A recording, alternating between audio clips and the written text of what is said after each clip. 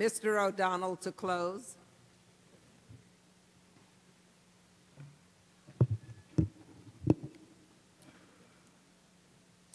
In November of 1960, John F. Kennedy was elected President of the United States. In that moment, the American dream moved forward. The American dream said, you'll be judged on the merits, not on who your family is. The American dream said, we were all created equal.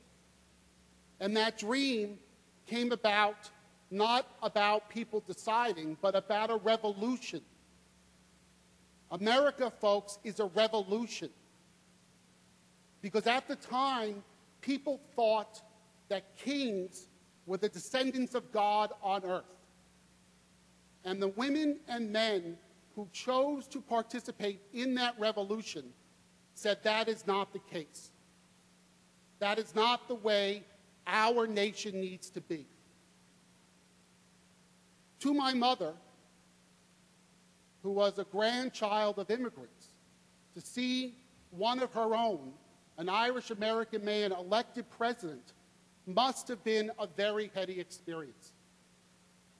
And at the time, I was a week old. My mother used to sing to me. She used to sing a song, Que Sera, Sera. And what does that song say? Whatever will be, will be. The future is not ours to see.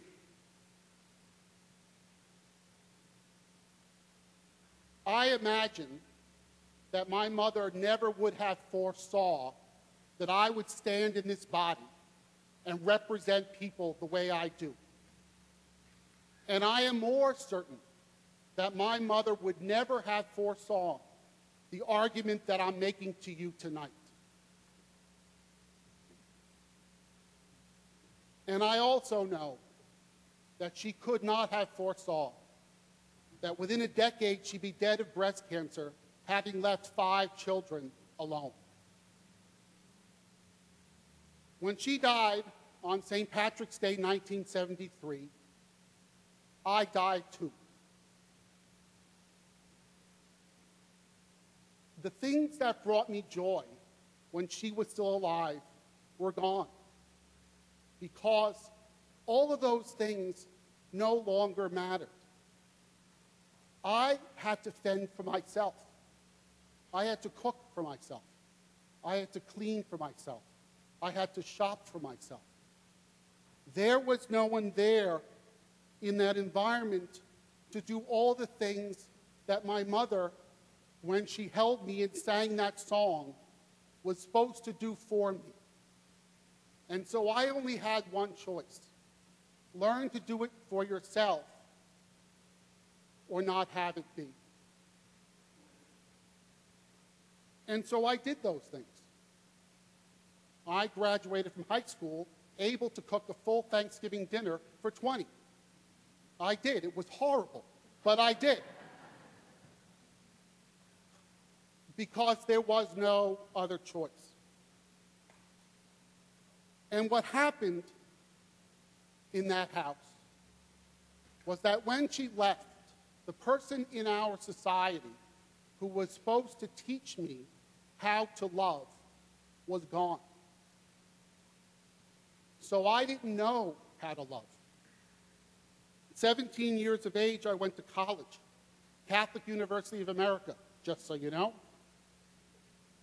And when I arrived there the first day, I met someone. I met someone who was from upstate New York. And through time, something amazing happened. I was taught how to love. Someone taught me how to love. And what turned out to be was the person who did that was a man. The damage from my childhood was such that if I considered for 1 second that I could fall in love with a man, I would have never let that happen. And so what happened, I fell in love by accident. And what I learned from him was that I should love myself too. No one believed in me. No one thought what he always thought of me. To many people in this room, the perception must be you run out and you find someone, and that's not what happened to me. My story is love found me in the body of a person who was a man. And I struggled with that. And it was with no hyperbole or exaggeration that I say to you today that not only would I not be standing in this room were it not for this man, but folks, I would not be alive. I could not have survived my late teens and 20s if I didn't have John Banta in my life to make sure that I was okay. All gay people, when they realize what and who they are, live in fear. Like Mrs. Sayward's son, they live in fear of getting beat up. They live in fear of being disclosed.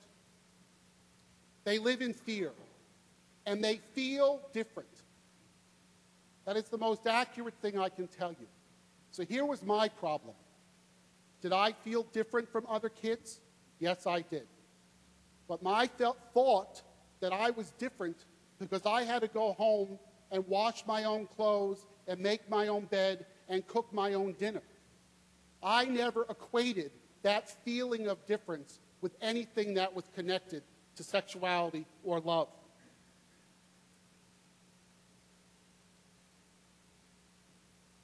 When we had this American Revolution, it was not set in stone. It is a perfect revolution because it was also an evolution. People can evolve. Societies can evolve if you have a democracy. Joe Lenthal has evolved, okay? There's evolution that takes place. There is. And if there wasn't evolution, we would not be here because our society, our experiment would have failed. If there was no evolution, American citizens would still be slaves. If there was no evolution in our system, that women would not be permitted to vote. So clearly, evolution is built into the American Revolution.